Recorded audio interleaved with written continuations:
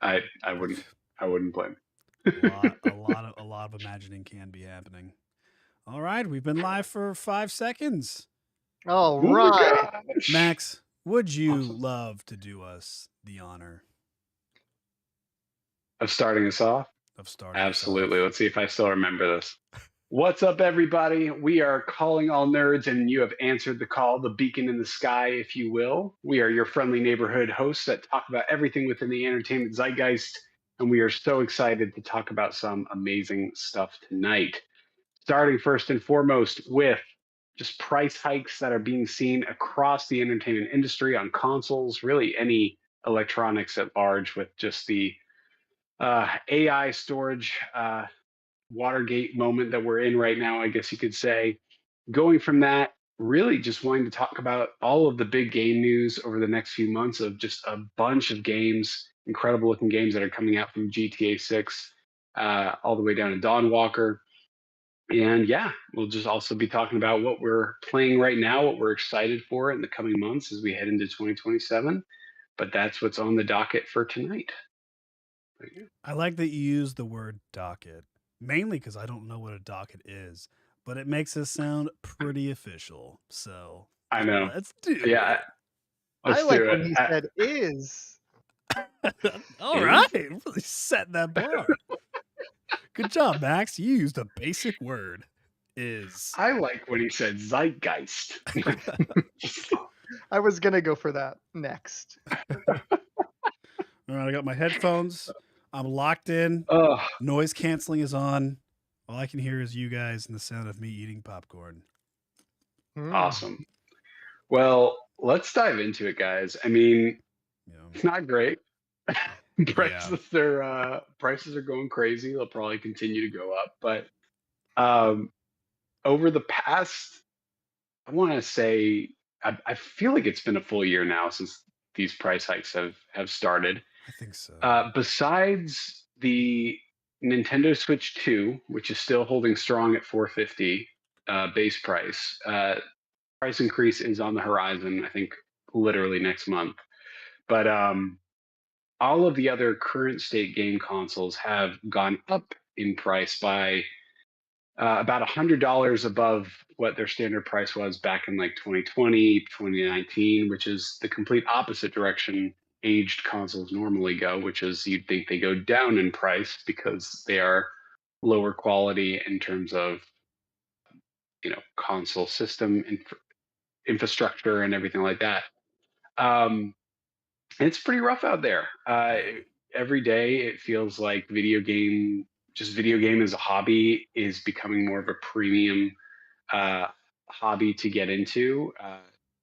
It becomes harder to buy games. Games now are ranging from anywhere to from $70 to $80, just starting price. Physical games are usually $10 more because they are now a rarity. Where Sony has announced, gosh, I want to say a few months ago that they are halting physical disc creation, which surprise Sony makes most of like the Blu-rays and physical discs that a lot of other companies use. So it almost stops anyone from having physical discs in the long run, Yeah. in a lot of ways. And yeah, we're kind of heading toward this discless streaming digital future, which has always been on the horizon, but it's kind of knocking on our door now, now more than ever. And just with the lack of storage and memory and CPU and GPU, how those things are becoming rare. New consoles that are on the horizon because Sony, Microsoft, Nintendo, they're not going to stop making these consoles for some reason, are most likely all going to be well over $1,000 for their base consoles as early as next year whenever they start announcing them. I would not be surprised, for example, if the PS6 base price would be like $1,200, $1,300. Like that's kind of what we're looking at, which is literally what, like three times the price of their last generation, which is Yeah. pretty insane. It's hard to just, what's the word I'm looking for? to account for that kind of pricing and say like, yeah, I can drop that kind of money for for something like Yeah, the justification is definitely becoming harder harder to make. I mean, even their PS5 Pro, I think it's like a $900 console. $900. And Yeah. like you get the 2 terabytes of storage, which I know storage is up and all this other kind of like stuff. And it probably like performs a little bit better, but you're like, wow, yeah, $900. And then I don't know, like some people I assume would try to compare it to like a PC, right? And they're like, oh, but like, you know, PCs are expensive. And it's like, yeah. And PCs are also now like, I mean, you want to get like a high end PC, you're coughing up like $5,000, $4,000. I mean, it's insane. Golly. It's just like to be able to keep up.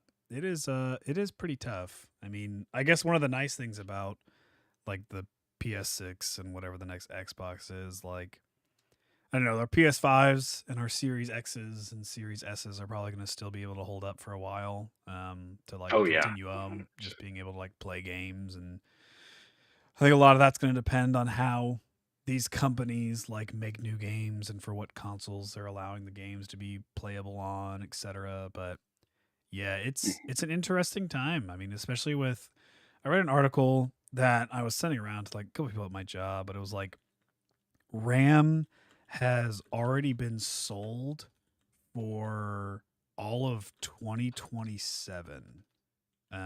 So there is a couple like major people in the games, Samsung, SK Hynix, and Micron. Those are kind of like the three, I would say, big dogs as far as like memory manufacturing goes.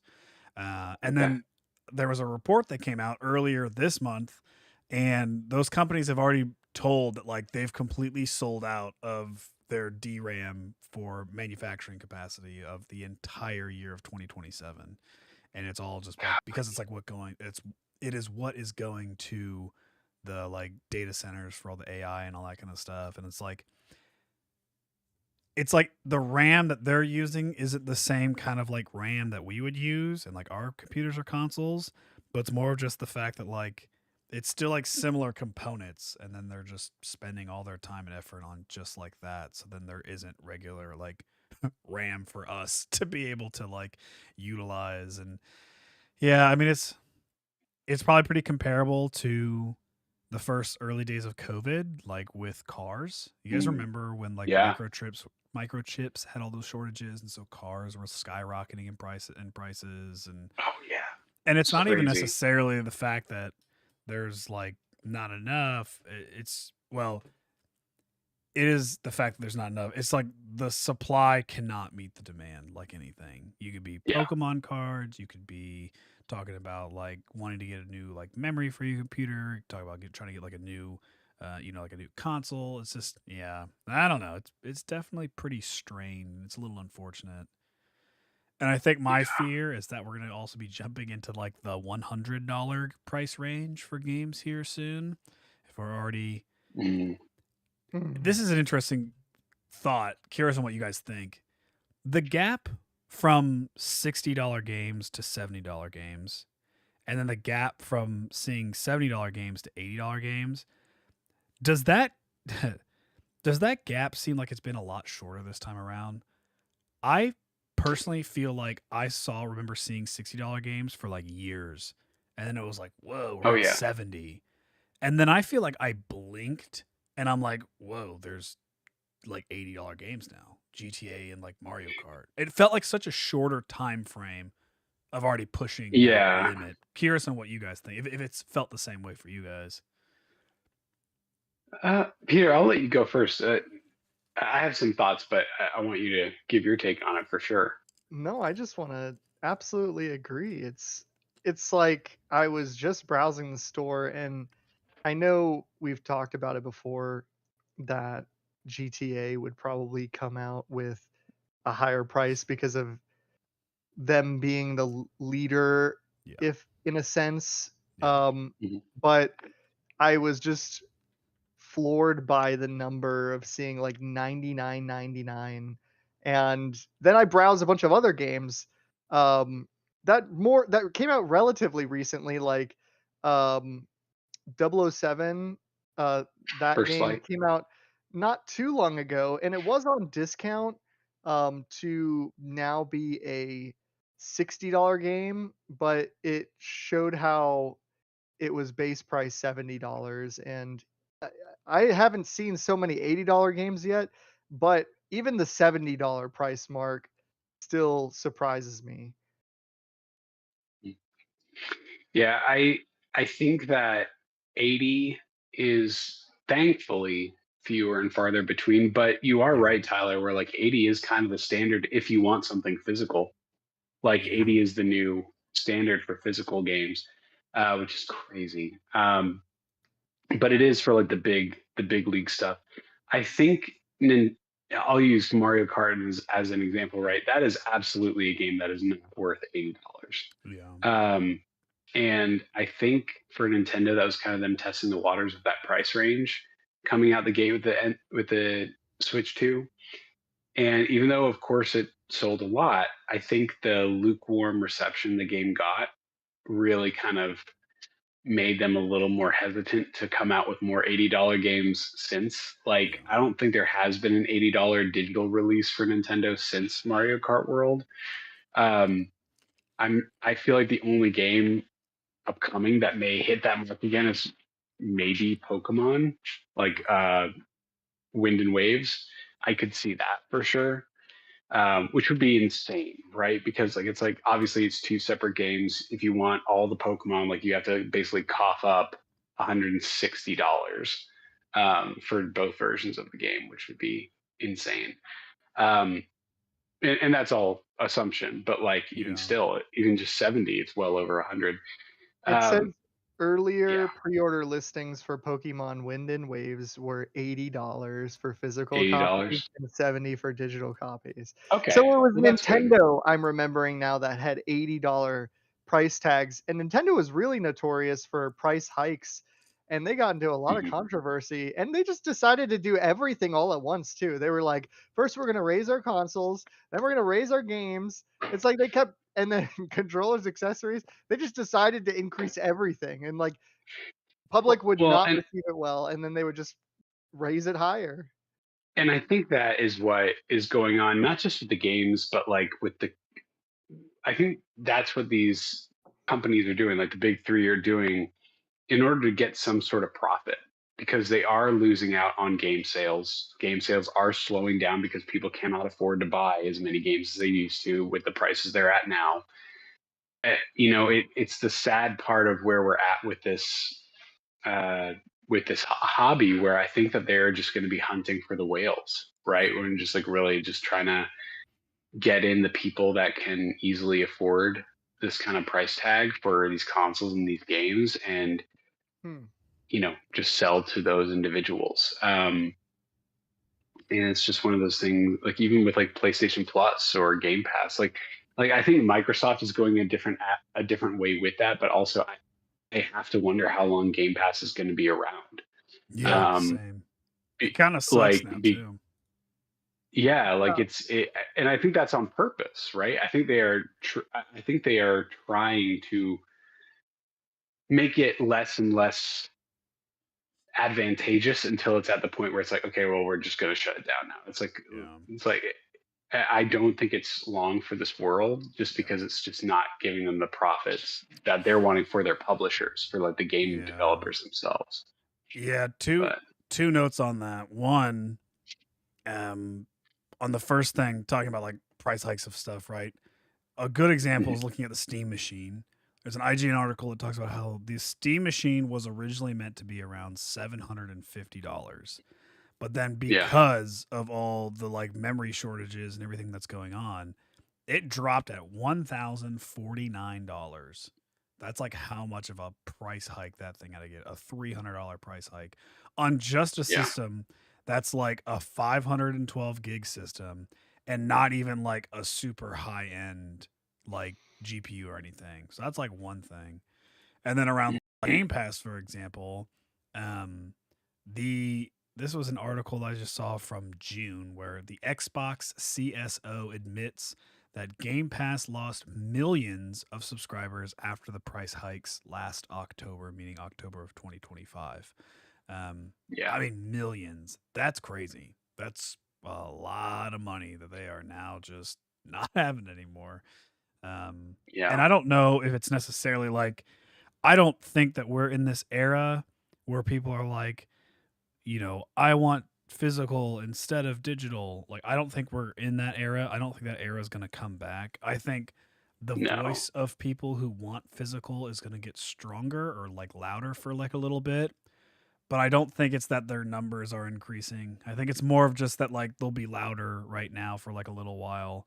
But I think Mhm. there's too many people who just like, quite frankly, like don't give a shiz about like having things all be digital. And like some of it could be education about not actually knowing that when you have things digitally, like you don't actually own them and what that means. And some people just like genuinely don't care about all that kind of stuff. But it is like an interesting time. Which one segue that I wanted to like go into was with this idea, if everything is all digital, GTA 6, it's not having any physical release. It's going to be digital only. Mhm. They're starting out on console, which isn't surprising. Their numbers for console are like way higher than they are for like PC. And I think even with like GTA 5, they did the same thing, anyways. Um, but yeah, them being like digital only, I think, and I'm assuming a lot of other people probably think, and I don't think it would happen, but it almost feels like we're now reaching a new era where we need to kind of like readjust our terms and conditions for buying Yes. like non-physical media, whether it's a video game, whether it's like a movie. I mean, oh gosh, there's like so much to talk about this thing. Sony also lost rights to like it wasn't like over 500 movies, Yeah, over and 500 movies, and people that bought them just lost them. They're just gone. woke up one day and they were just gone. And there were like some major movies. Like I'm pretty sure there were things like Terminator was on there, Total Recall, the Rambo Pan's movies. Labyrinth. Pan's Lab. So it's like not just like some random bogus movies, like some major movies. And like because of the terms and conditions, once they lost, I guess the rights, I think we could say it might be how it is. It's just like gone. Mhm. Now, I guess it does say that looks like PlayStation users' libraries in the United Kingdom got hit. Oh yeah, no refunds were like issued or anything like that. So it's like I don't know if we're gonna hit this digital age, maybe we gotta really like start thinking what does this mean to buy things that are not physical. I don't know. I don't think anything's gonna happen for it, but I don't know. I would I, like and wish that it would. I same. I agree with that because the way I think of it is like, and I'm sure I won't use the terminology well because I'm not a PC player, but like, oh, what is that system that does have you actually own the game when you buy? Is Oh, it GOG? Is GOG that Galaxy. Yeah. GOG? Yeah. Like that in my mind should be the standard for most digital console selling, right? Yeah. Like because remind me what it is, Tyler, with GOG. What you're buying is the act, not just the license to play the game, but like what is it that you actually own about it that they can never take it away from you? Yeah, so being DRM free, is just like when you buy it, you get a standalone offline installer that you can like even just back up on like a hard drive or like a USB drive. No launchings required, no activation like limits. I think this is a very layman's term way of describing it, but when you are on Steam, for example, well, Steam you can sometimes play offline, but like typically how it works is I'm assuming there is some type of like hashing thing that is some type of like key that is associated with your profile, and that profile Mhm. then gets to kind of like check itself against the game, or the game checks itself against the profile to then like make that connection happen to say like, okay, yes, this user has bought the game and has the ability to now play this game, and now I will allow this user to like play the game. That's that Mhm. is very layman's term of how it's working. Whether you buy something digitally on PlayStation, Xbox, Switch, Steam, wherever it is, there is a communication between the game and between your profile that's making a handshake to say, yes, I'm a video game. I'm shaking your hand. I'm allowing you to now play me. That is the typical way. With GOG, because it's DRM free, that handshake doesn't need to happen. Like, you have bought that game, and now like you own that game. And now some publishers don't think that's right. They think that having the games without DRM is just going to like make them an easy target to have like people illegally download it and share it and all this kind of stuff. I could go into a lot of conversation why I don't feel that way, but besides all that, that's the difference. GOG is just saying when you buy it, when you download it, you like actually have it. So like I have Witcher Okay. 3 and I have Cyberpunk through GOG. So I just own those games. Same with Baldur's Gate. I did the same thing with Baldur's Gate. I bought on GOG so that like I own that game actually, which is kind of nice. At least, well, I own a digital version of that game. And so in theory, Yeah. I should be able to always like access that thing and like download it and back it up and whatnot. Interesting. Okay. Sounds like that may be an infrastructure that PlayStation or Xbox don't have, or Steam even have the, at least right now, the ability to do potentially. Yeah. I don't know, but yeah, you'd think there has to be some sort of solution around this. Obviously, there's no one holding them accountable to that right now, unless it Yeah. went to like, I feel like it would have to like go to like Congress or something before like something changed in that matter. But yeah, I agree. I wish there was something in the terms and conditions whenever you're buying something digitally that says like, hey, you're not just buying the license to be able to access this content. You actually own it, and like Yeah. as long as it is saved to your to your PlayStation or to your Xbox, like you have access to it, Yeah. whether online or offline. Yeah. But yeah, we'll see what happens. Maybe one day. But Yeah. I mean, it is like why like voices matter. Like there's the whole Stop Killing Games campaign that's like going on. I think it's made some pretty good headway over in the EU. oh yeah, And like they're trying to like kind of in a way do this too, where it's like that's mainly for like online games. Like if Final Fantasy just decided to like shut down its server, like the idea of Stop Killing Games is saying like, hey, like you're shutting it down. People have put so much money into this, they should still be able like allowed to be able to like play this game and like at least on their yeah, own and have access to like playing the game or whatever that could be. But yeah, I don't know. It yeah. is an interesting time that we are going into. Yeah, there should be Shifting some sort of into. like digital archive to keep these things Yeah. somehow available to the public instead of Yeah. just fading out of existence, which is such a shame. Then I It's remember like, we actually talked about this on the podcast like a couple of years ago. You guys remember when Game Informer was going away? And there was that one yes, person who made like an archive site that had every single Game Informer, but like digitally backed up so that people could like still see them. yeah, That was that was crazy. That was so cool. That makes me What a think about champion. It was, this. yeah, for sure. What about you, Peter? What do you feel about all this? Like any other insights that you wanted to share? I'm just a lot of this is news for me, like just hearing the movements that are happening to help stop these things. So it's cool to hear that there are people that are trying to do something about it. I just kind of I don't. There's definitely a drop in quality. Um, like even when I'm uh, if I'm just thinking about the PlayStation Store, just for example, the ecosystems that the consoles offer today on the PS5 and everything, they would really have to be able to justify like $1,000 price tag on a console.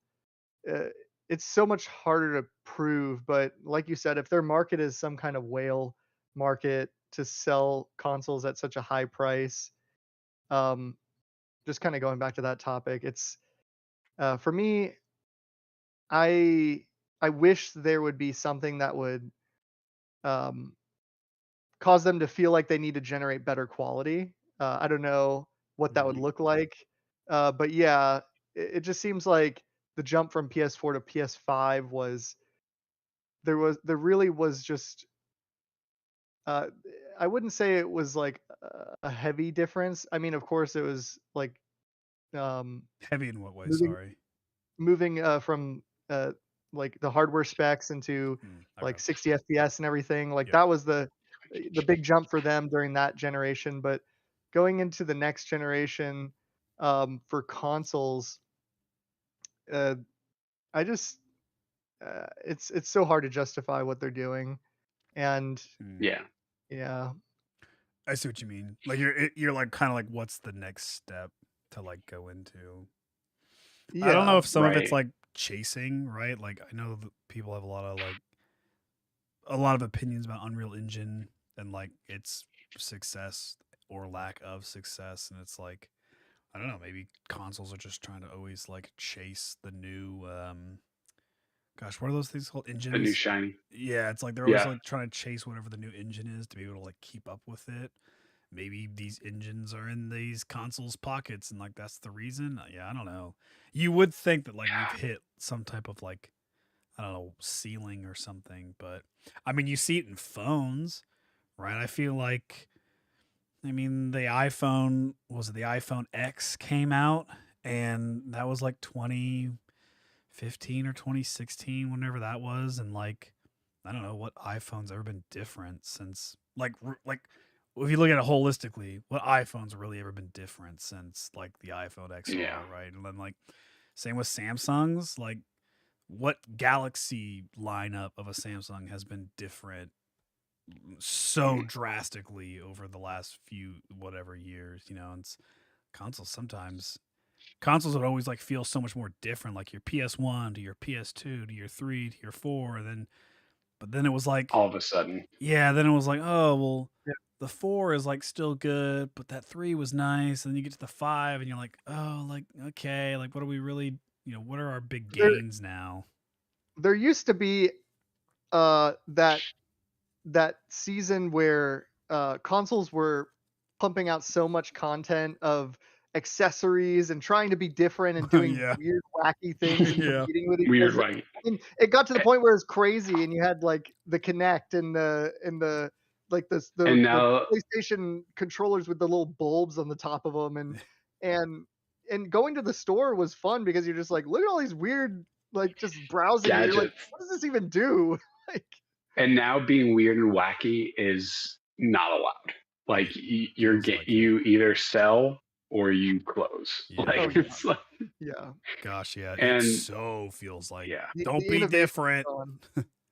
yeah. Yeah. Don't be different. Every game has to be the same. You have, if you're a Chinese developer, it has to be a Dark Souls like, make it Oh my or gosh, Black. yeah. Ugh. And but yeah, I mean, to what you were saying, Peter, I think the big thing is that like I feel like even in the PS4 era, we reached this ceiling of fidelity where it's like, okay, we've gotten probably as far as we can go or close to it in terms of how realistic these games look. And now it's just a matter of, I think, every iteration of these consoles moving forward, if they continue to have new consoles, or if it will just truly become like a PC kind of realm where you just keep the system and upgrade it with new things, right? At some point in the future, maybe, but like it's all going to be about performance, like and storage, just like it is with phones. You know, like it's like now games, the the graphics and everything, like you just kind of play around with how you want it to look, but we can already make games look like real life right now. So it's like we've already hit that. The one thing I will say, right, with which is pretty incredible, it's such a what's the word I'm looking for here, such a bold move on Grand Theft Auto's part. But like them showing their extended gameplay yesterday, that was all on the base PS5. Like that Yeah, like they're like, hey, this is the best looking PS5 game that's ever going to come out. And it's yeah. because I can see that they have pushed the PS5 to its limits, to Yeah. what it can do. Like if I play that game on my PS5, that thing's probably gonna be running red hot, even if it's like out in like open air. Like Yeah. it's just like, I want to but see like my PS5 burn rubber, like rev it. yeah, It was like crazy how it's like pretty astounding. even with like Netflix's god awful like rendering platform for anything like live, like it even Oh, still like looked good. It was choppy as all yeah, heck, yet it still just looked so dang good. Oh, it was I nice. know. Like yeah, it. I guess we could. Do you guys want to jump into GTA 6 now since we're on the topic of it? Or Yeah, I mean, I think we can close that I first section off. Start talking about I want to games. ask one question to you guys first. Okay. sure. What do you think is the most common um genre being output right now in games? Like you Souls mentioned Dark likes. Souls earlier. Do you think it's okay, Max? That's your Oh, answer? 100%. I feel like every year we see at least a dozen Souls like games, and they all look the same. And they're Hmm. either all around Chinese or Japanese mythology. Yeah, there are a lot. Yeah. What about you, Tyler? Um, I don't know. Yeah, either Souls likes or like shooters. Hmm. Yeah.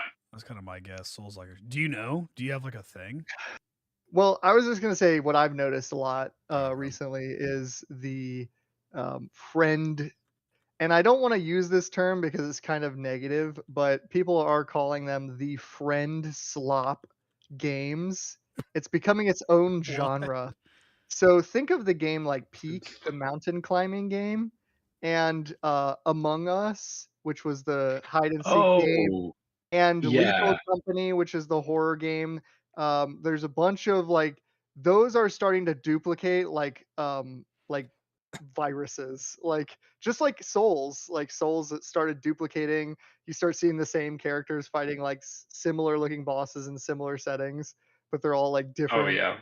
And you're getting that now with this Among Us clone, like it like the voice comms type games, which is cool in some sense because people are coming together almost like couch gaming with the whole voice comm Well, activity thing going on. couch gaming, Yeah, Discord it's gaming. Discord gaming, right?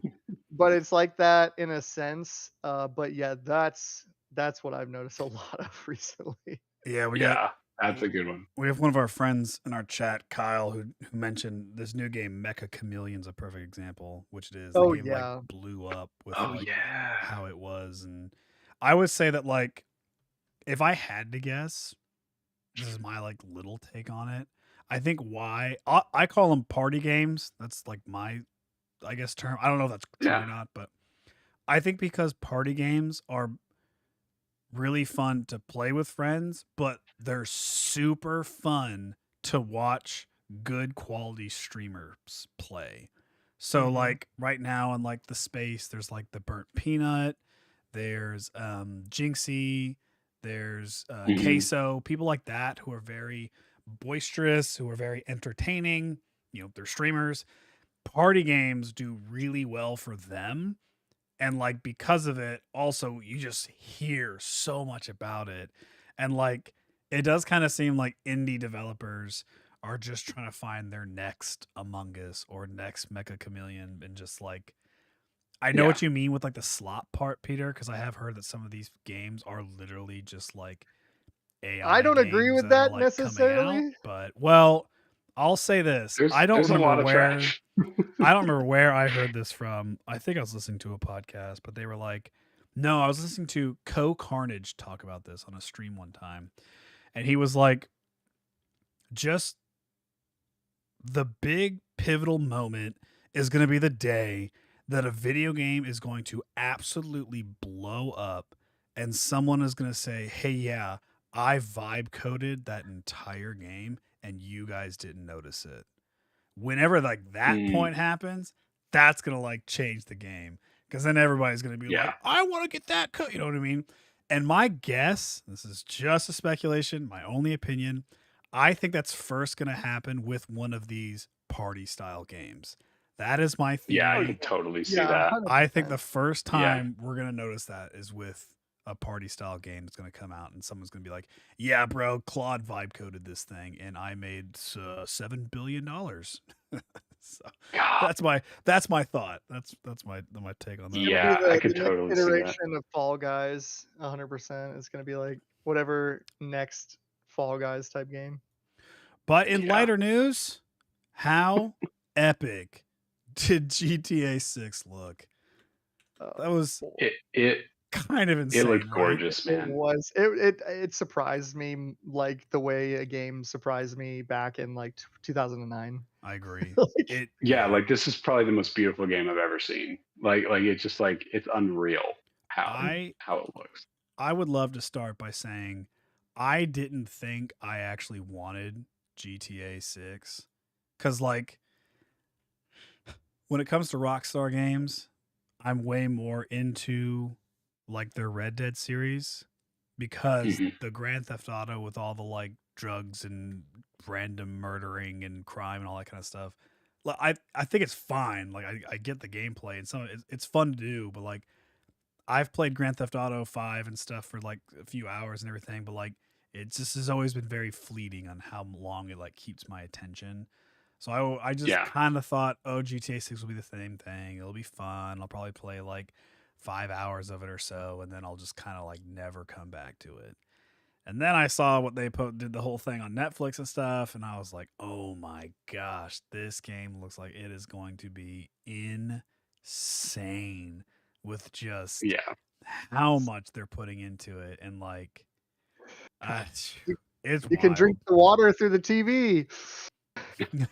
yeah. It looks so good. Yeah. Oh, go ahead, Peter. No, I was just gonna say it was almost comical because there was already I was trying to search for criticism in the comments and I found I found one bit of criticism of the whole entire segment that they launched, and people were complaining about the fridge. When you open the fridge, they were like, it took 13 years for them to code like a bottle popping into his hand because he didn't actually go and grab the bottle and then pull it out. Like you saw all the items in the fridge, but it was just like it was like one of those like appears in his hand suddenly moments and then like close the fridge, and they were like 13 years for this. Oh Classic. gosh, it's so funny. No, yeah, I agree. I'm the same way. I am way more of a Red Dead fan when it comes to Rockstar games. I think the only GTA game I ever really played was GTA 4, Yeah. and mainly for its story. But I really did not like GTA 5 at all, mainly because the characters were so unlikable and so like just hardcore evil Yeah, and just like, oh my gosh, like these people are horrible. And not saying that Jason and Lucia are kind of duo in GTA 6 look like they're saints by any means. They are criminals, but like they have this vibe going on that I can't help but kind of root for. yeah. And I did a little digging after the extended look, like watched a few game outlets talk about like interviews that they had with Rockstar about the game Lay it to on like us, see I'm what excited. information they could find. And like just some of the stuff that they were talking about sounds incredible. Like they were saying that, you know, the best way I could have y'all ever seen the movie Baby Driver? Mm-hmm. Yeah. This game gives me Baby Driver vibes, where it's like these characters are in the criminal world, but they are so in debt, and it's like apparently like these characters are on the like you are on the run. These characters are on the run. Like you only have safe houses. Unlike every other GTA game before this, you cannot buy houses. Like you are constantly being looked out for by the cops, whether or not, like throughout the entirety of the game, apparently. And they are in deep trouble. Like they like I don't know. Obviously, we don't know like what happened, Yeah. but like they are just trying to survive in Vice City and work their way out of this dangerous situation that they're in. And there's just something about that that's like really cool. And like they talked about how, you know, in a lot of GTA games, you can end the game and have like, I don't know, $40 million with nothing to do with it. But like in this game, it's like your money is spent like getting yourself out of debt with loan sharks and other things that like you are like trying to like survive, but also like you want to buy cool looking clothes and like you know and cars, yeah, everything like that. And so you kind of have to balance that. But like even just the relationship between Jay and Lucia, they were saying that like you could play the game with them either just staying strong as a couple, or like if as Jay you cheat with, you know, hookers or like other characters, like you will lose your relationship with Lucia if you are not like monogamous, if you are not like, you know, true and respectful in your relationship with her, like you can fall out of love. Yeah. Like you have to stay together as like partners, but you don't have to be romantically involved. Like they leave all of that open to how you want to play the game. And like all of the things that you do impact like your morale, criminal, they call it a criminal profile. So like the way that they explained it was that like any you may have noticed it in the extended play, but at the very beginning when like Jay like pats the dog or like plays with him for a few seconds and that little like icon appears where it's like ding, you can either get like a devil with a halo on it or a devil with horns, and it's like you're like either way you're a devil, but like you can either be a good criminal or a bad criminal in the sense, and every action you do affects that. Like whenever you're in a gunfight and you go into your like focus mode, if you shoot someone in a red spot, you kill them, and that affects like your brutality, like criminality. Or you could just kneecap them or like take them out of the legs and not kill anyone, and that improves like your criminal halo, you know, profile, where it's like you can play as good.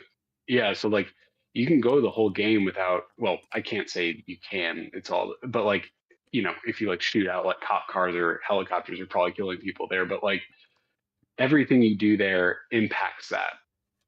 And they even talked about how, yeah, and they even like yeah, like they talked about how even like everything that you do, like you can go into any store and like make a heist out of any building that you walk into. Whereas like in GTA 5, like the big pivotal story beats were the heists. Yeah. Everything in this game is a heist. Like you could literally walk into a 7-Eleven and stick up the store and like grab the cash and like, but then if you do that, you have to think about, oh, do we have duffel bags to be able to carry all this cash? And if you don't, then you're not going to be able to leave with it because you can't stick it all in your pockets.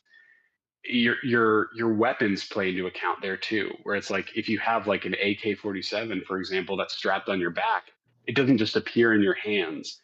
Like it's on your back, and people out in public will see you and run away from you and call the cops.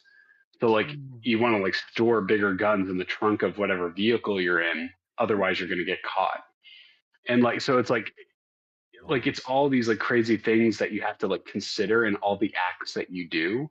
Otherwise you're going to get busted and thrown in jail very quickly. Whereas like in previous GTA, the one of the quotes that someone said from Rockstar, that they were like, we're probably going to alienate some GTA fans because people in the past loved going into GTA and just, you know, going out and just destroying the town, like just making a one game effort of it. And this, like, it really impacts your story if you do that. And like you really have to think carefully about every action you take. Very much like in Red Dead 2. But like, yeah, it's like you have to think about the size of the car that you have, what storage you have on your person or in that car. The last thing I'll mention in terms of the gameplay, right, is that like, say you're on the run from the cops, you have the star meter going. They have these little icons under the stars where it's like, I think it's like face, body, R, and head or something to that effect. I'm sure I'm off on one or two of those, but essentially it's like, okay, you're wanted by the cops. First thing you should do is put on your bandana, change your clothes, change the car. And every time you do one of those things, it drops the star meter to the point where like they can't find you anymore because you no longer look like, there's a car, there's like a hangar, looks like there's like a clothes, two-person thing. Yeah, or you could split up, because you could play there's like most of the time you can play together. Like either you're playing as Jay or Lucia, but they are together, Yeah. like in the moments, or they'll split up at different points in time in the story, and then you can play as either of them. If one But gets I don't arrested, know. though, Yeah. I did read if you do split up to like reduce your wanted level, if you're going Mhm. and like hiding and the other person does get arrested, like you both get arrested. Like you are still bound Yeah. in like that aspect. Yeah. It's really interesting. I've never seen a game play with like a romantic relationship like this before in terms of its story characters, very Bonnie and Clyde, right? But It's I'm kind of yeah. here for it. Like I don't I'm want to like, call this is it like kind a of cool. dating simulator because I feel like that really diminishes what they're doing. But for lack Mhm. of better terms, just to kind of like continue the conversation, like you are almost doing like a dating simulator where you like part of the game is like you said, you can do this, but part of the game is like hanging out with like your partner. And that's like Yeah. going to lunch. You could hold hands while you're like walking down the sidewalk. Or like if you just want to be Mhm. friends, you don't hold their hands, but you still like go out to eat with them. You still like play basketball with them, work out. They've even said Go to that like nightclubs. Yeah. yeah, they've even said that like your character, if you just eat and never work out, you'll just get fat. And then like Yeah. vice versa, where like if you don't eat enough, you'll get like sick because you're not eating enough. And like Yeah, Which they is very said much Red Dead 2. Yeah. yeah, they it's just said like in cool work to see. in gyms you can work out and get more like buff too and Strength. everything. Yeah. Yeah. Yeah. Very RPG elements. Like it's really cool. Yeah, I do really enjoy the idea of like not that like I mean I don't care for like seeing any like explicit things that can happen on the romance side, nor do I like care.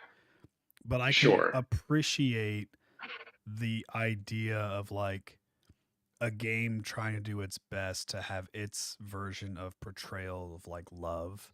I mean, we see it in movies, Yeah. we see it in TV shows. Like it's not really anything different here. It's just a different medium. And like we've had Mhm. games where like that love has like existed and all that kind of stuff. And it's like I feel like GTA 6 is now just like pushing the boundaries of how they want to display it. And like in their old, at least in the GTA game, I've played 4 and 5.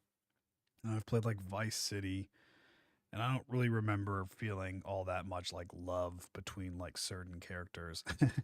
Whereas like in Well, Red Dead, it was like I like felt oh, the love that all I mean, I've only played Red Dead 2, but it's like I felt all the love between everybody at that like camp that they like had for one another. And like when the plot twists happen, it's like such a big shakeup and it's a like gut punch. it's just Yeah. cool to see that like now they're trying to say like, hey, we just want to do this now on not a game based in the Western like era. We want to do this with our modern style game. We're in Miami. It's gonna be fun. It's Yeah. gonna be crazy.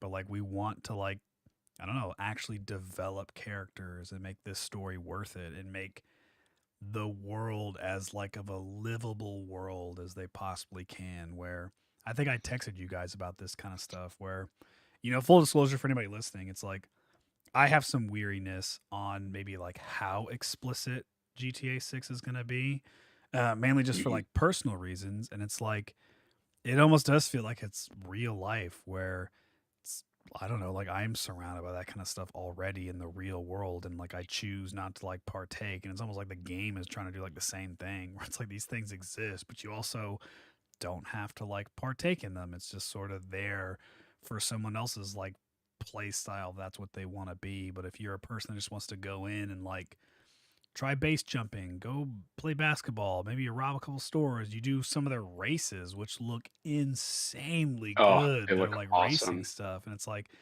maybe you just want to like go through that, see what the storyline is of like the two characters. Like you also can do that too. And I don't know, it's just like pretty exciting.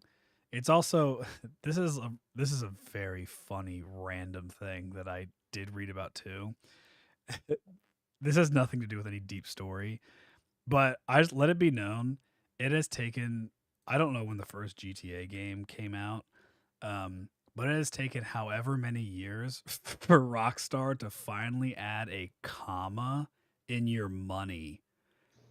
So when you see how much money you finally are gonna have a comma in like instead of having to Wow. just read it instead out. of just having a long string. It's so random.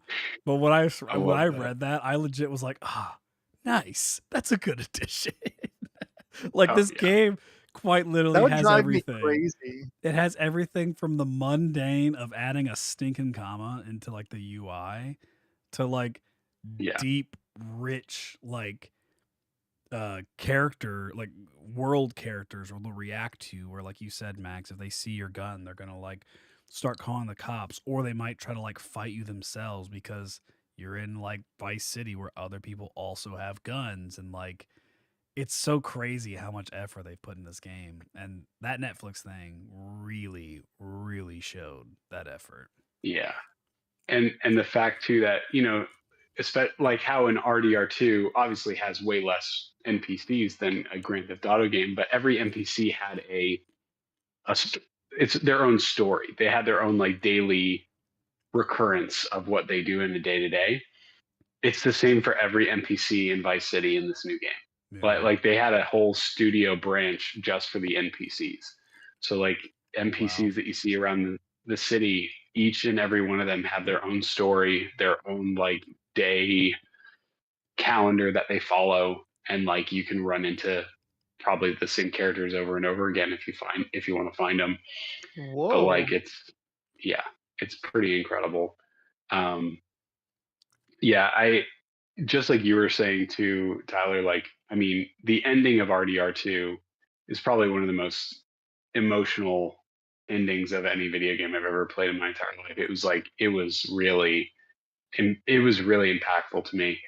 And I would hope that this game, like you said, you're going to have such a strong bond between these two characters that will either love each other or they don't.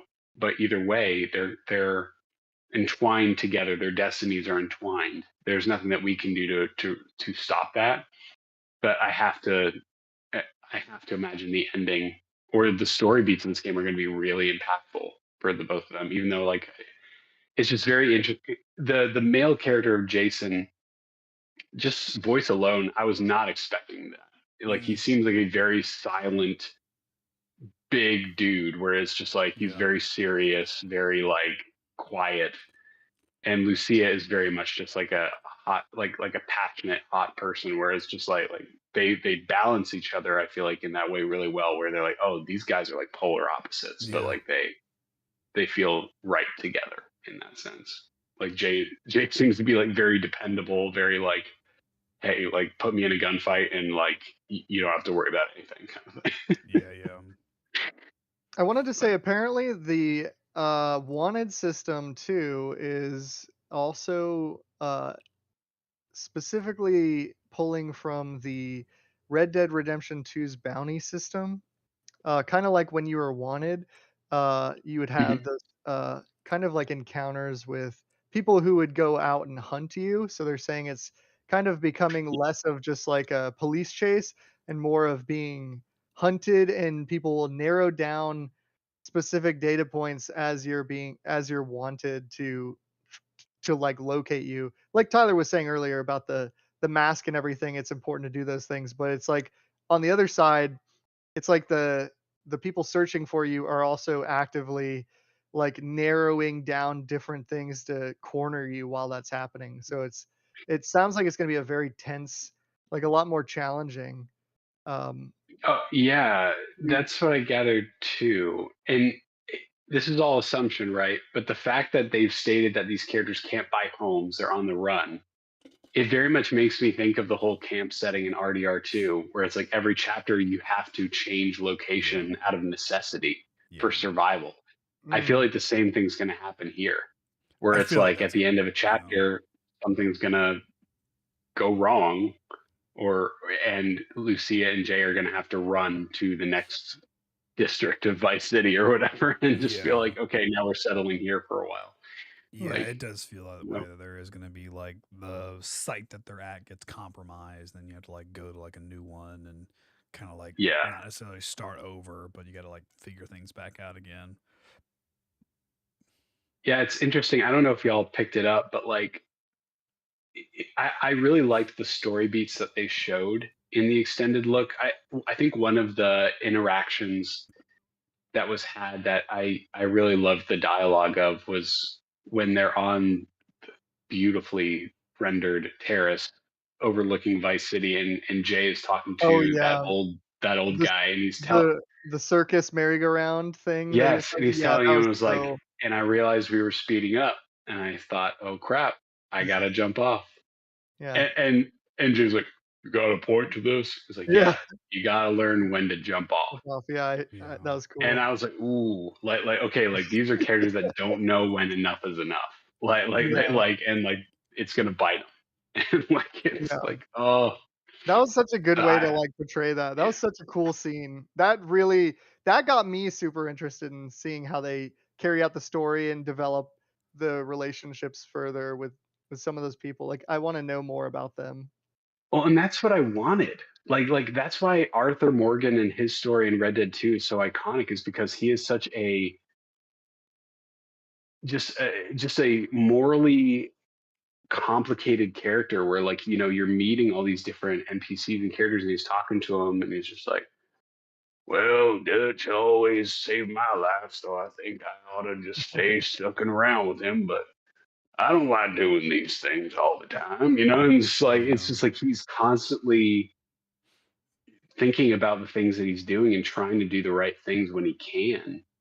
And it's like for these characters, it's almost like they don't know how to not break bad, It's like and like, but that's so much more interesting of a story to me than like in Grand Theft Auto 5, where it's just these sociopaths that just want to make a buttload of money.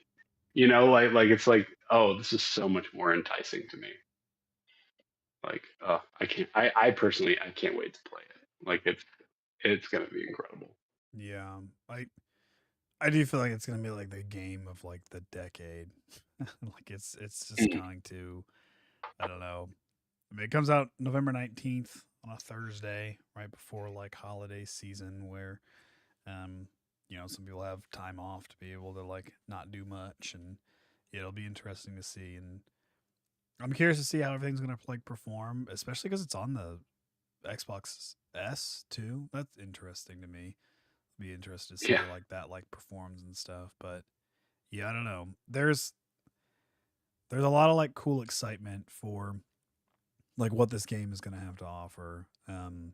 Like a lot of like the little mini games you can do, or and even not just like mini games, but just the activities. Like you can go kayaking, you can go on one of those airboats, you can drive around. dirt biking. Yeah, and like I don't know, there just like seems like there's just so much like fun that's like involved with the game, and it's cool Yeah, too that like with it, like the game has all that kind of stuff because it doesn't always want you to just be doing the story, right? Like the hmm game, the story is one thing, but then like living out the day to day is like the other part too that like also matters. And I just think it's like so cool. There's not many games that, well, do I that. feel that so many games want to do that, and not many games are able to like successfully do that.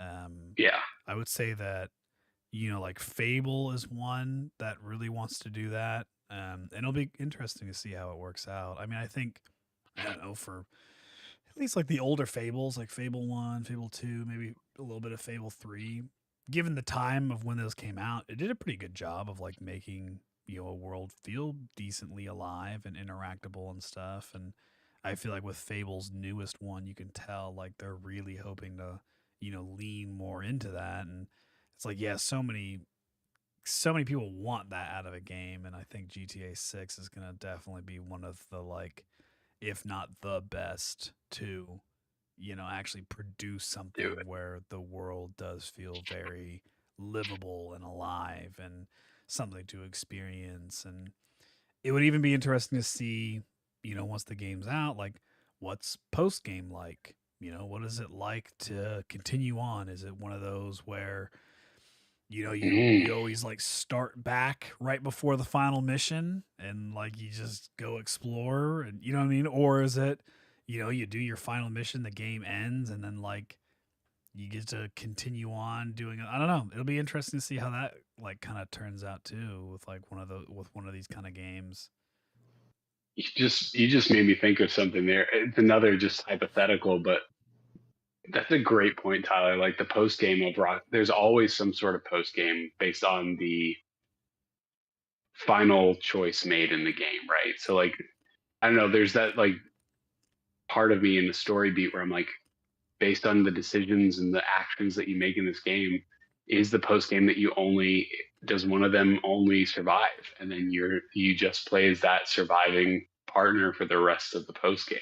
Yeah. Like I Or would like, hope do you not. get a That house? sounds awful. Do you like finally Right. own a property with the person Right. that It like could maybe be an you get option. married and maybe it's just like now just like go and maybe do more of the classic GTA stuff where you just kind of go around and cause chaos, rob plays, you know what I mean? Go, who knows? Yeah. There's so Who much like knows? open ended with it.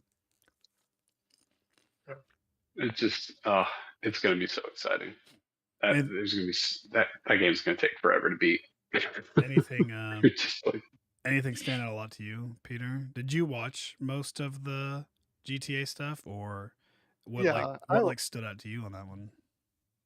just like the character development. Like I was just I was shocked kind of like during the first scene when they're um inside of the building and there's like a drug thing going on, Yeah. and just like how detailed everything was, like every single character, um and the lighting and the atmosphere and everything.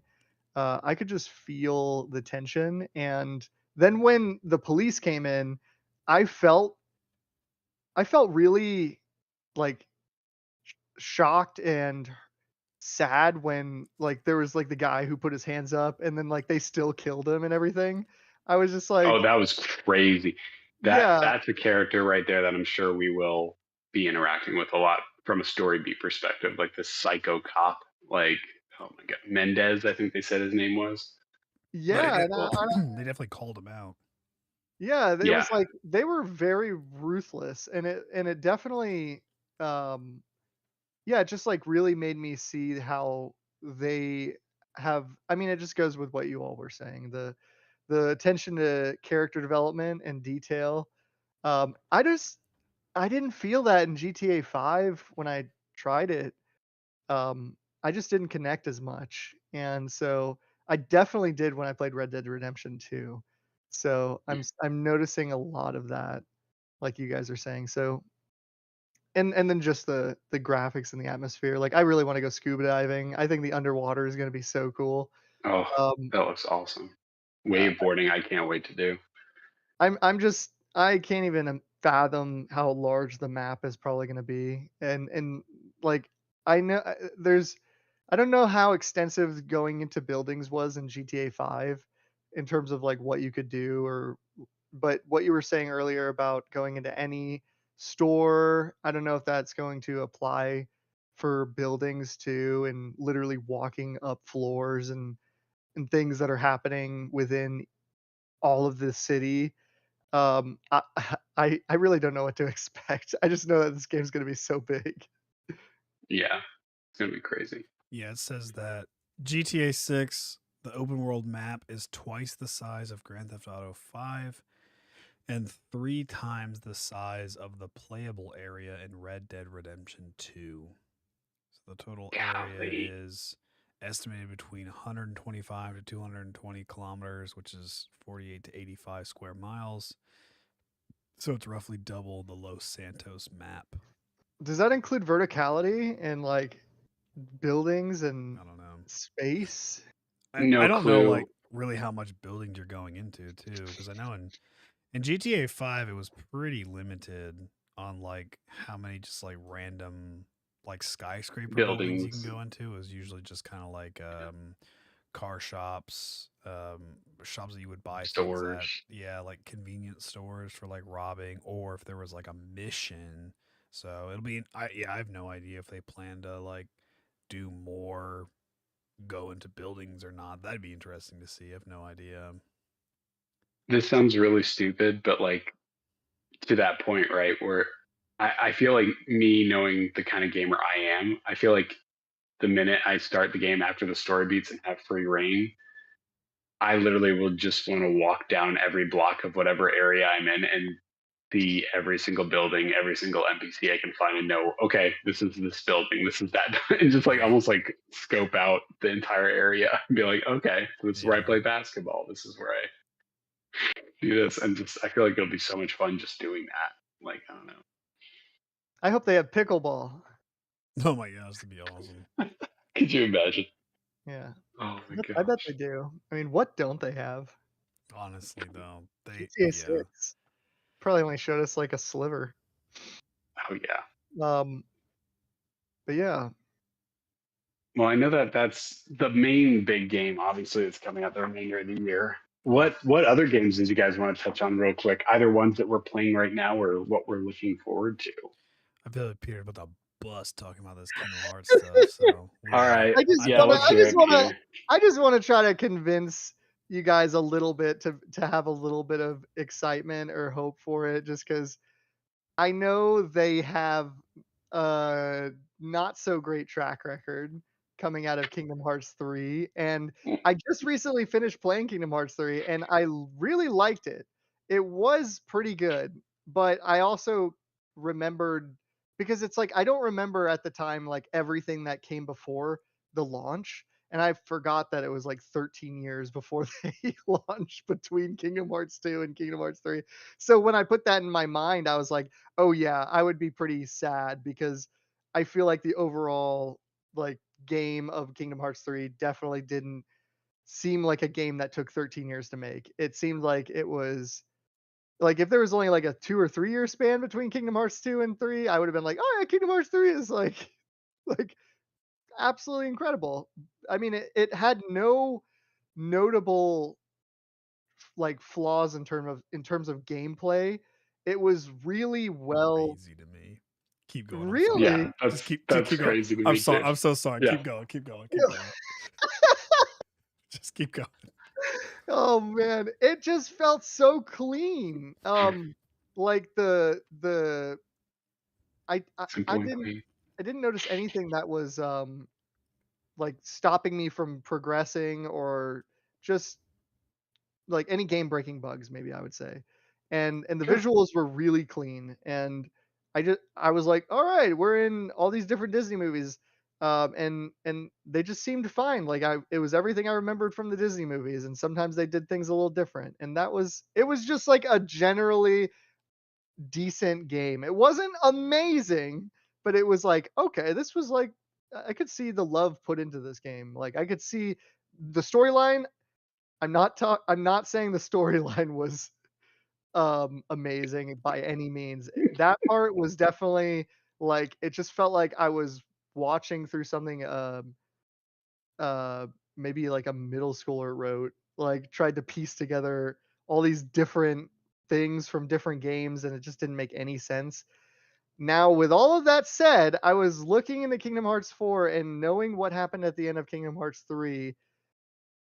They're entering into this like cityscape, and at first everybody thought maybe there's no Disney, but now they released the news that there is Coco. Disney, Coco, and all that, and it looked very vibrant in the world. And I think they showed Donald and Goofy and Mickey. You could even play as Mickey now.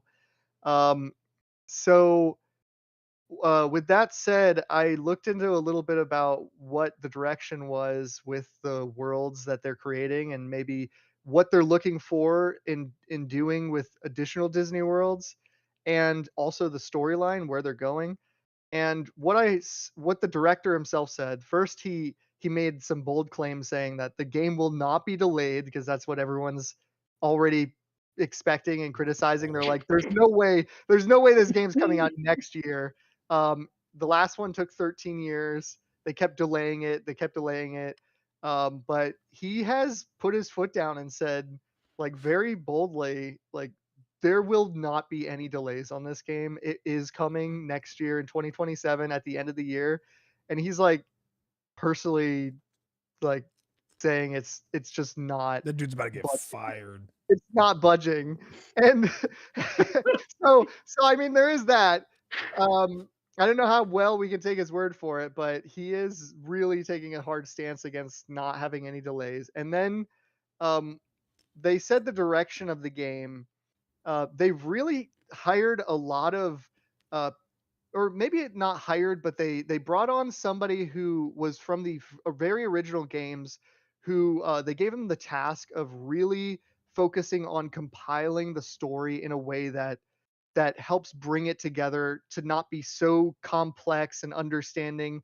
And so many people, like, as I think it just became customary to like watch YouTube videos of like people would try to compile it in a way that made sense. And so it was like the gamers that tried to do that, but now they're doing like they have a guy who's like professionally compiling the story in a way that makes sense. So they're really trying to like Hmm. bring everyone back to like to where when you play the game, it's not going to just like not make sense unless you figure things out. They're really trying to make what they're trying, like all the Final Fantasy stuff plus the Disney stuff, makes sense now. And so I'm really interested to see if they fix that, because that's a really core part of the game that they lost in Kingdom Hearts 3. That they Mhm. had going for them up from 1 and 2, and then everything kind of just became nonsense with all the broken games, and they had mobile games, they had DS games. Yeah. Um, so I'm excited for that they're actually really focusing on bringing that into a digestible way for the where you just play the game and it makes sense even without having played the previous entries. And and then the second thing is that they are as far as the worlds go, there was I think like 19 worlds in Kingdom Hearts 3. um some of them were a little questionable, like the Winnie the Pooh world and the Twilight Town were so small, they really almost seemed like they couldn't be considered worlds. That was a big criticism, but now they're trying to fix that in Kingdom Hearts 4 by um, they're saying that they might only have 6 or 7 worlds, like total. Uh, and they're saying that they're going to be like the biggest worlds they've ever created.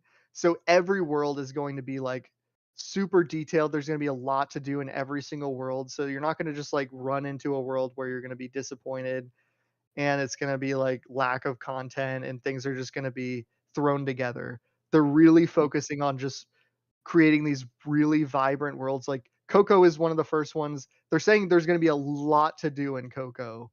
And I'm thinking maybe that means because Coco the movie has like an overworld and then they have like the world of the dead, and so maybe you'll be able to explore both parts of that world and just go a lot more in depth than you normally would. Like in the Kingdom Hearts 3, it was a lot more linear storyline and pretty simple mechanics and stuff like that, but there might be a lot more to do, which could be exciting, I believe.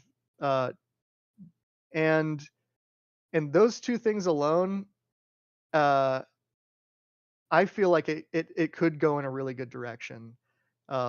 Because Nice. those are probably the biggest problems in Kingdom Hearts 3 was the discombobulated storyline and the lack of depth within the worlds. Um, Nice. but yeah, I like it. I don't know what you guys if you guys have any ounce of excitement after hearing any of this, or maybe it's like a little more hope to kind Um, of bring you back into that series. Tyler, I know that it was one of yeah, your Kingdom Hearts was my number one game for an extremely long time until I beat Kingdom Hearts 3 and it no longer was my favorite game of all time. Kingdom Hearts 3 to me was kind of butt cheeks. There was also only like 12 worlds, so I don't know how you got 19. There was like 12 or something worlds. And it felt like most of the worlds you sort of just like existed in and like weren't really part of them. And like the game had like no difficulty. It was like so easy. It was so The stupid. Even like the doing like fighting was broken. the fighting was so it was so overpowered because of those interactions. And then like they would trigger like every other second. And then like all you would do would press like one button and then like the entire area was just like cleared out. And I was like, well, okay, well, there goes that combat. And it's just like, I don't know, it didn't feel like I find it very crazy that you said that Kingdom Hearts 3 felt combat wise felt very like smooth and responsive because I thought that thing just like felt so like it lacks so much momentum and stuff that like Kingdom Hearts 2 Mm. had, where it was like Kingdom Hearts 2 had so many things like air combos and ground combos and all this kind of stuff. And Kingdom Hearts 3 was just like, yeah, yeah, okay, and now a big thing is like popping out, and then okay, everything's dead. And you're like, oh, well, there goes that combat experience, I guess. It was Yeah. just I think Well, the issue with Kingdom Hearts 3 is also mainly like you did touch on though, Peter, is that there were so many storylines that they were frantically like, oh crap, we have to like have this all come together or else like we can't continue on. And like I think yes, Kingdom Hearts 4 is like a chance to reset and be like, hey, let's just like not care about that kind of stuff. Kyrie got stolen again. Oh darn! Guess gotta go back to like the original. And it's like let's just pretend that like we didn't have that Chain of Memories game or the PSP game or the game that was on the DS or the game that or the was on the mobile game. PlayStation 1. It's like Mobile maybe games. maybe let's just like stick to hey, we're on PlayStation now. You can also get us on Xbox and PC and like let's just start with 4. It's a whole new fresh take. I'm hoping that's what they kind of do, but yeah, I don't know. It was Yeah, just an I think interesting game. yeah, I'll keep my thoughts brief, but I have very low expectations, which hopefully means that I will be happily surprised. Yeah. Um, but I agree with I agree with Tyler. I I feel like Kingdom Hearts 3 lost the plot in more ways than just the plot. Like it Yeah. literally like it feels like a completely different series than 1 and 2. Where from the gameplay to the story, like if you really think about it, and let me know if you disagree, Peter, but like 70% of that game, nothing really happens. You go into this Disney World for no reason whatsoever, hear a lot of nonsense from an organization member, finish the storyline of the Disney World, and then you move on to the next one. And then all of the story happens at the very end of the game. And I'm just like, what is this pacing? Yeah. Why, like in 1 and 2, they would intersperse the story beats of the main plot between the worlds. Yeah. And why did they not do that again? Where are all the Final Fantasy characters? Yeah. Where, like, why all of a sudden in these Disney worlds do they have to be beat for beat, shot for shot, the movie moments? Like, I really think there was some development hell going on in Kingdom Hearts 3 where Disney had such a hold on Nomura and Square Enix of what they had to do. Like, you have to show the entire Let It Go sequence in Frozen, or you will Forgot. not be able to make this Oh, I game. forgot about that. Saying And it so they totally like, did show that. Oh, They that was did yes, 100%. brutal. They did. and like it just lost its soul. And it was like because I was the same. Kingdom Hearts 2 to me is almost a perfect game. I feel like Kingdom Hearts 2 is such an incredible game. It was a perfect evolution from Kingdom Hearts 1. And then it was like they lost everything in Kingdom Hearts 3. It was like, what even is this? And yeah, the combat was so overpowered. You had the ride Attractions, yeah. things that just completely. You had Yeah. the snapshots where like you would like had your laser shoots. You had your drive forms. You had your keyblade forms. Like there was just way too much. And the game, like even on proud mode, the game was so easy, and there was no skill involved. Whereas in 1 and 2, you had to fight for your life if you wanted to beat Sephiroth. You had to get good, and there was not a moment in Kingdom Hearts 3 where you had to get good. I actually You, have a hilarious like moment in that game where you know the Aqua fight.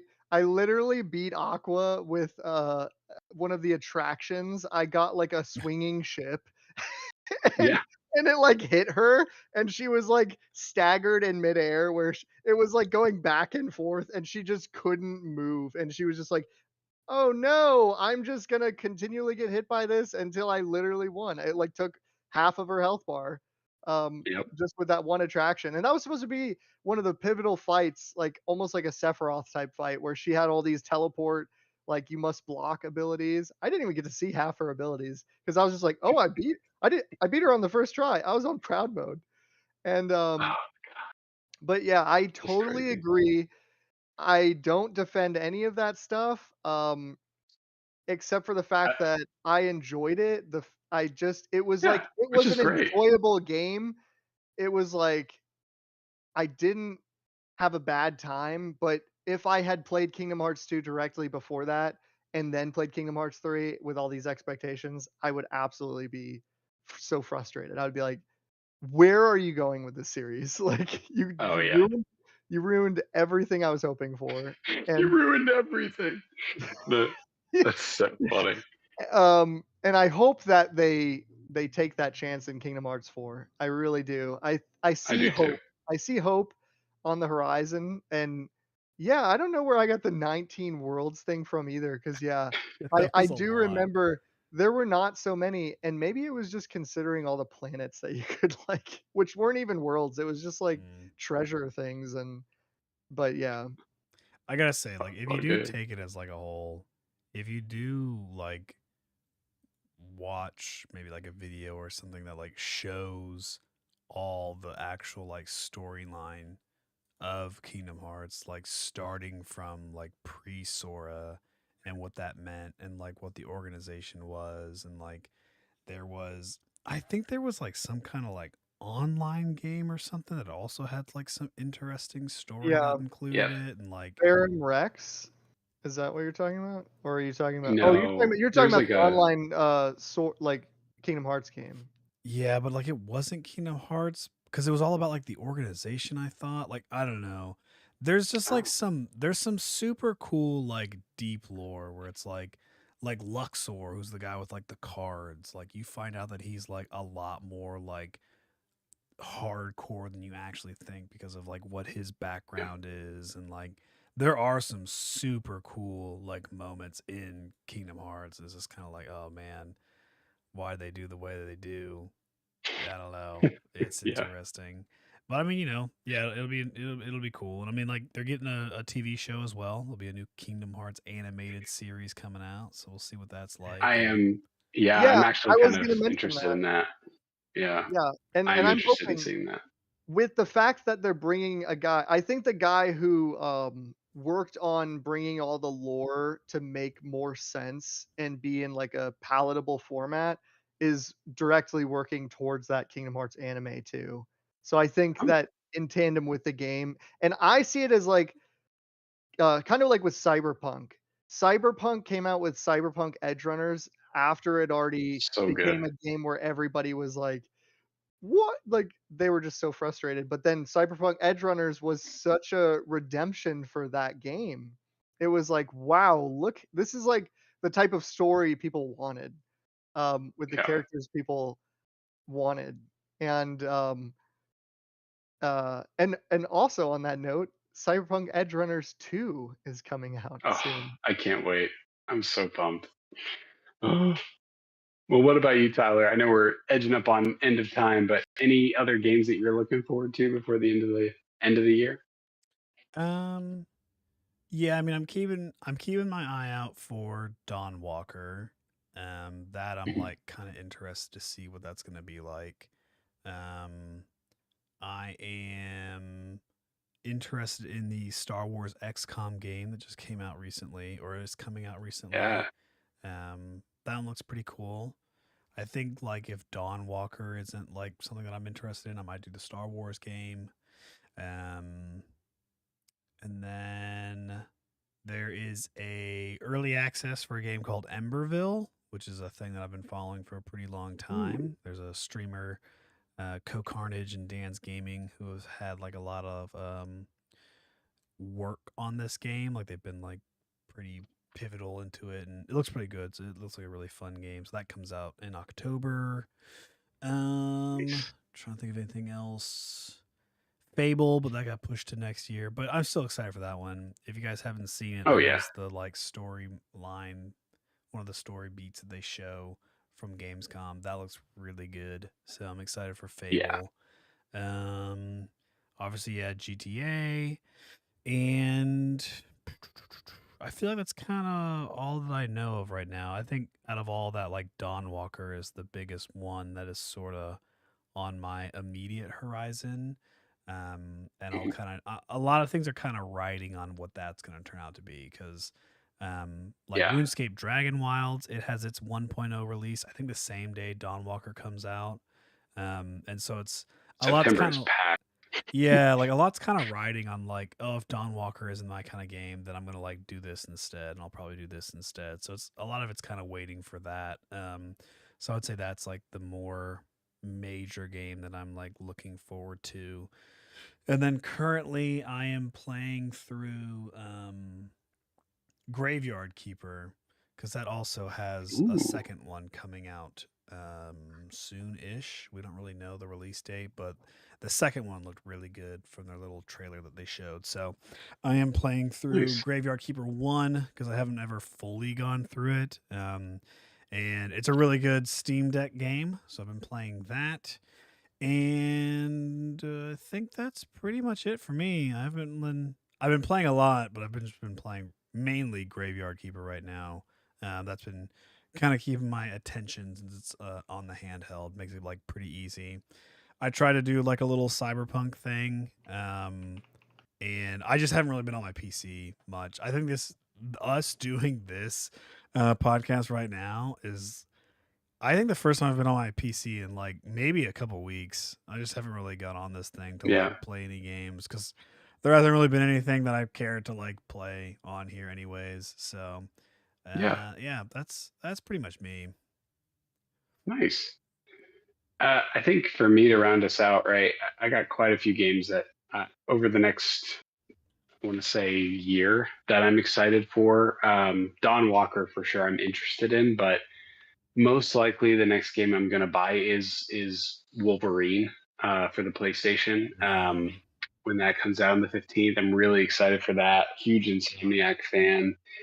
Um, and there's just something about where from what they've said of the gameplay of it that I'm like, okay, this could be a very quick like 12 to 15 hour experience that I can just really enjoy and like all the suits and will most likely get DLC for it to enjoy later on as well. But I'm excited to jump into that game on the same day. Why I'm going to play Wolverine probably first. Trails in the Sky Chapter 2 comes out, nice. the remake of that. So I'm really excited to play that again. My hope is that I can try and play it and beat it before GTA comes out. But I I always love playing the Trails games. They're just such a light mood setting kind of game where it's just like, oh, this is just relaxing and fun. And it's always a great palate cleanser, these games, whenever they come out every year. Um, and then, of course, GTA 6, that's going to eat up November and December mostly, I'm sure, for me. Except in December, the Zelda remake of Ocarina of Time comes out. And I'm really hoping that Mm-hmm. that's going to be a huge surprise. As like, I am so excited to play that game, but not just play that game, experience it with Hudson for the first time, for him to Mm, like see a Zelda game, um, and like my favorite style of Zelda game, which is like the action adventure like um, story ones, like Breath of the Wild, Tears of the Kingdom, great games, but like not my style of Zelda that I really love. Like I'm excited to get another version of Ocarina of Time, which is essentially one of the greatest games ever made. Which I can't wait till they show the direct of what it's going to look like, what it's going to be, how it's going to be different. Like I am so fascinated by what they have to show in that. Um, and then yeah, early next year, it's really three. It's Final Fantasy VII Revelation, seeing the end of Final Fantasy VII remake series. I can't believe we're here. I'm super excited for it. I love the remake series. It's been such a joy to play those and like see how they've expanded it. I can't wait to see how it ends. God of War Laufey. I forgot I'm about a that. huge God of War fan, so I'm excited for that. And then Persona 4 Revival, like the final like Persona remake game after Persona 3 Reload and Persona 5 Royal. We're finally getting Persona 4 Revival before probably in 2028 we get Persona 6. And I mean, you guys know me. Persona is like probably in my top three favorite series of all time. Like I love the gameplay of those games, and it's such a vibe. So really excited to play those. Um, and then yeah, I think other than that, like there's just like some like here and there of like maybe I'll get to them at some point, but like Control Resonant, the next like Control game, which comes out in September as well. Huge fan of the Alan Wake and Control series. I know Peter is too. The next Tomb Raider game actually looks really good. Like Tomb Raider Legacy of Atlantis, which I love the more recent Tomb Raider games, and it looks like it's following suit in that effect. I'm kind of on the fence with Stranger Than Heaven. Y'all know I love the Yakuza series, and Yeah, like yeah. the game, the game looks interesting, but I'm still not sure of how I feel about them using Tupac in the game, and like it's Yeah. just like random like people being in this game. And then also Fire Emblem Fortune's Weave. Like that game looks like it's going to be massive. I'll probably get it years from now after it's been out forever, but I love a great strategy game, and Final Fantasy is one of the best there is. And Fire Emblem Fortune's Weave looks. Did I say Final Fantasy? I probably did. Fire But Emblem. You Fire, said it. You said yeah, it. Fire Emblem Fortune's Weave Gotcha. looks really good. It looks incredible. Like, like just the Coliseum style with like the XCOM strategy, like that is like a 100-hour plus game that I just am not going to have the time for anytime soon. But I know at some point in the future I'll want to buy it and play it. But yeah, that's it for me. That's what's on the horizon that I'm looking forward to. Yeah, And there's I can do there's a lot of cool mine stuff going. at the end too, real quick. Yeah. I'll just go down like Go for it, man. I don't have such a big list that I can like. I know there's probably more, but I am looking forward to something I saw, Castlevania Belmont Curse. That's Ooh, yeah, next yeah. installation of Castlevania. I never played any of the Castlevania originals, but I've always Oh, wanted to. And the new they're one, incredible. it has this style that reminds me of Dead Cells. I don't know. It kind of looks like I don't know if the other Castlevanias had this type of art style, but I really like the way the new one looks. It looks really Nice. clean, and the map actually looks a lot like Hollow Knight. I know that Castlevania inspired all of these games, so I'm not by any Oh means yeah, saying yeah. that. I'm not by any means saying like, oh, these games were inspired Castlevania, but I know that they work off of each other, but I am excited to play that one.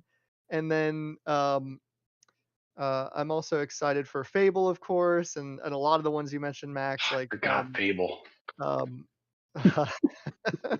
and also Zelda and uh, Final Fantasy VII Revelation too. But I know that's probably going to be a lot later. And God of War Laufey, which is February supposedly. It seems Yeah, pretty close actually. I Um, know. I was shocked by that date. Like I was like, I was not expecting a new God of War game in 2027. yeah, yeah, but yeah. And I guess I don't know, Tyler, are you excited for the new Pokemon? I gotta hear. Oh yeah, Wind and Waves. Yeah, I Golly. mean, Yeah, I think I'm always like both of you. optimistic on like what the new Pokemon is like gonna bring, but I think it's like a little too early to probably get like too Say when excited it's coming. just because Yeah, there's like a lot that I think there's a lot that Pokemon needs to change. They need to make their games a little bit more interesting. Would be like kind of Mm. nice. I think like regardless, I still buy them, but it would be nice if they were like a little bit more fun, a little bit more like different, you know. So that's one of the unfortunate things, but yeah, I don't know. apparently the person who worked on the DLC for Scarlet and Violet as well as Sword and Shield is who's working on the new Wind and Waves game as the director, which people seem to be happy about. Apparently Says the people really like. DLCs were people's favorite parts of those games. Yeah, apparently. So um, take that as you will. Mm. Well, All I'm right. starting to fade. It's getting late on our end, but No I'd worries. say this was another successful podcast. A lot of cool things Yeah. coming. GTA 6 obviously is the big one. The gaming industry is changing as it always is, and it'll be interesting to see what we talk about next time. But thank you to everyone for coming out. Thank you for listening, and we hope you all have a good one. Until next time, peace. Peace. Next time on Dragon Ball Z.